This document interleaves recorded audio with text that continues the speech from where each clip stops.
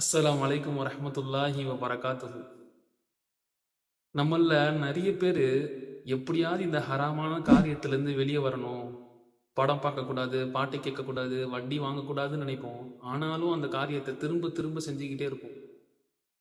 அந்த ஹராமான காரியத்திலிருந்து எப்படியாவது வெளியே வரணுன்ற எண்ணத்தோடு இந்த துவாவை நீங்கள் ஓதுங்க. கண்டிப்பாக அல்லாஹ் தாலா இந்த ஹராமான காரியத்தை விட்டு அல்லாஹ் நம்மளே பாதுகாப்பான். அது மட்டும் இல்லாமல் இந்த துவாவை நீங்கள் ஓதுறதுனால அல்லாவை தவிர வேறு யாரிடமும் கையேந்தாத ஒரு சூழ்நிலை அல்லாஹ் உருவாக்கி தருவான் இன்ஷா அல்லாஹ். என்னதுவா? அல்லாஹ் மக்ஃபினி பி ஹலாலிகா அன் ஹராமிக் வாகுனினி மின் ஃபதுலிகா அம்மன் சிவாக். யா அல்லாஹ், உன் ஹலாலான காரியத்தின் மூலம் உன் ஹராமான காரியத்தை விட்டு என்னை காப்பாயாக.